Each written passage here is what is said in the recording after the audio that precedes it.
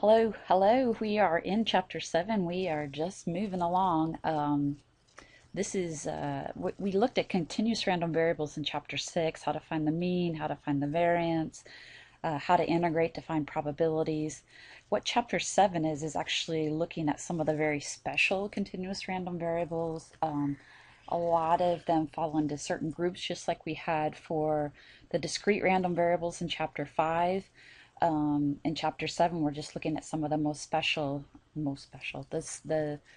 the special continuous ones that occur most often. And sorry about that, but that was kind of funny. I like sushi a lot, so I saw this cartoon. It has nothing to do with probability, but um, anyway, uniform random variables, continuous. Well, there's actually continuous and discrete, but we're looking at the continuous random variable. And again, the way I know we're talking continuous is because the support here, you can see the support is defined over an interval. So right away, this clues me in and tells me I have a continuous random variable that's defined over the interval 0 to 1.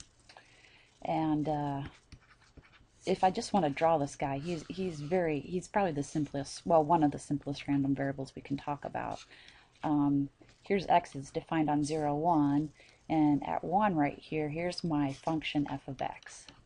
So it's just defined to be 1, sorry for the scaling, over the interval 0 to 1, and the reason I know it's legal, if I find the area from 0 to 1 across 1, this is just 1, so it's definitely a valid density function.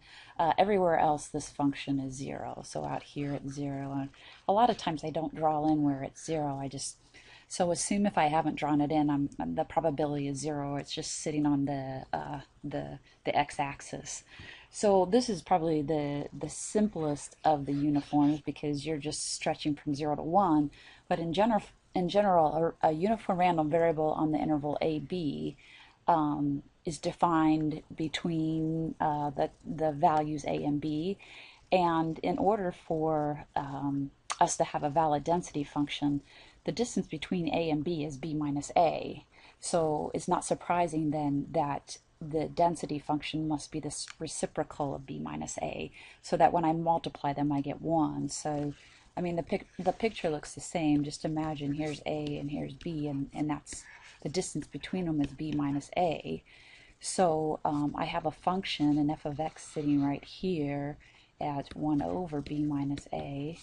And then if you find the area, I mean, I'm multiplying B minus A times 1 over B minus A. The area there is 1. So you can see he's a pretty nice random variable. It's defined a random variable such that it's equally likely, something's equally likely to happen throughout the interval.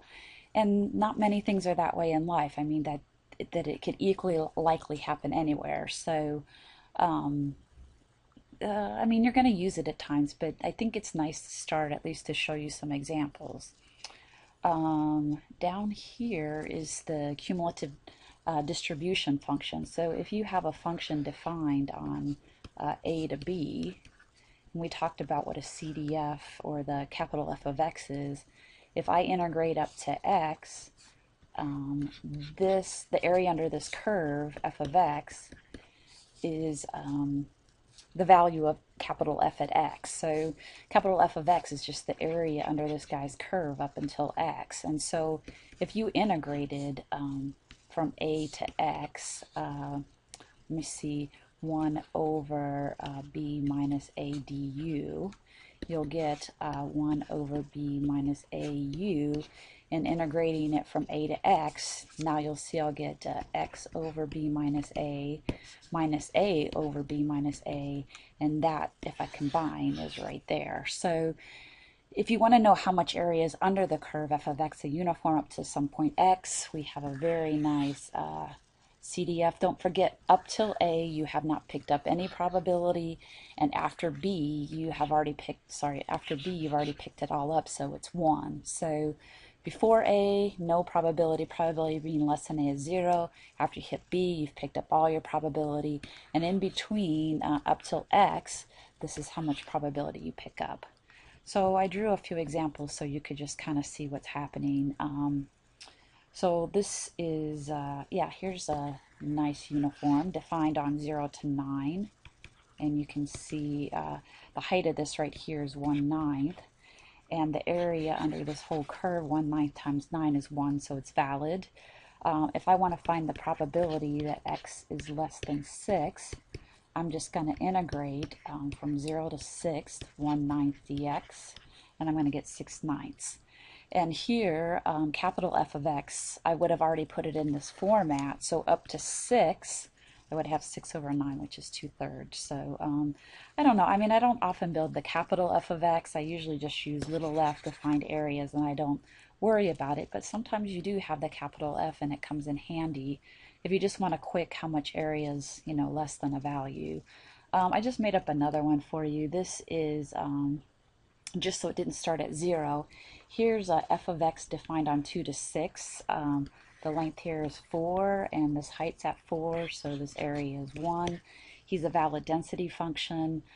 If I build his CDF, notice up to 0 there, up to 2, there is no probability. Once I've hit 6, I've got all my probability. And if I want any term in the middle, let's say how much area is under the curve up until 4, well, over here you can see I could just integrate from 2 to 4, and it's going to be a half. Or I could put 4 into this function, which would give me a 4 times 4 minus a half, which is a half. So it's already written in the form that you can just stick in the x, and it will tell you how much area is up to a point, like such as 5. So it's handy, and I just wanted it's a nice one to see the relationship between little f and capital F if you didn't quite understand how I got that in chapter 6. Every random variable, especially, you know, well, I shouldn't say every, but this random variable, the uniform random variable, does have a mean and does have a variance that are always the same. So if I just look in general at f of x defined on a to b, remember the definition of mean is f of x times x over the interval on which it's defined. And so I'm just integrating a to b, and I, you know, just do some algebra in here. So algebra, yay, yay, yay. The expected value of a uniform will always be that, which makes sense. It's the midpoint of your interval. So expected value of here we go, a to b uniform will always be this point here, a plus b divided by 2. That's always the mean of that random variable. And also nicely, his variance is very easy to find. I'm using this shortcut formula. So basically it comes out very nicely again. So the variance is b minus a squared over 12. So as long as you know the endpoints of your interval, you can get the mean and the variance quite nicely. So if you go back to that nice probability table that I posted, that's so nice. It'll have all these properties in here. So every time you don't have to look them up. Or before the next test, I would put things like the general, you know, definition of a uniform, the probability density function, the mean, the variance, or just use that chart. That chart has it all written there. It's very nice. It's a nice summary. And then I just did a couple examples. I'm feeling like from looking at your quizzes, I haven't looked at them all, that you might have forgotten how to do a conditional, but let's just start here. Arrival times of customers to a repair center. They arrive equally likely anywhere between 8 a.m. and 9 a.m. Let x be the amount of time after 8. So it could be anywhere between 0 minutes and 60 minutes. So this is my x, and my f of x then has to be 1 over 60. This length is 60, so the height is 1 over 60. So that's f of x, and it's 160 for this interval. Everywhere else it's 0. I know I don't usually draw those in, but there they are. And they just disappear on their own anyway. So this is a nice problem. If a customer has not arrived by 8:30, so given I know they've arrived after 8:30, what's the probability they will arrive after 8:45? So given I know it's been at least a half hour, what's the probability it's 45 minutes? Don't forget, this is an and on the top. Remember, this is a conditional probability divided by probability x is bigger than 30. On the top is, again, this is what I'm doing is probability A given B. And remember, we said that's probability of A and B divided by probability of B. So that's how I'm getting this expression.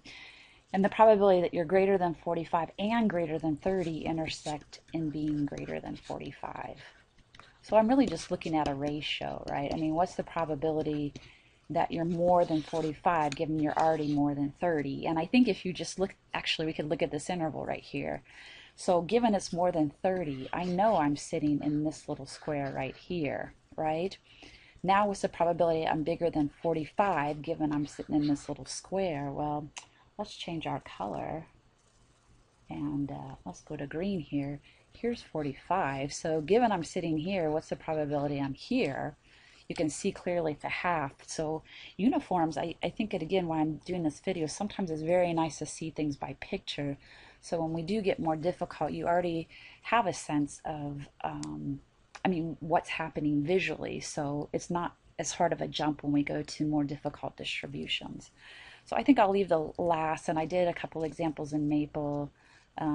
Yeah, here's just a couple more examples, and then the ones I put in Maple. So I think you'll get the picture with this one. This is a very nice random variable. So I'll talk to you later.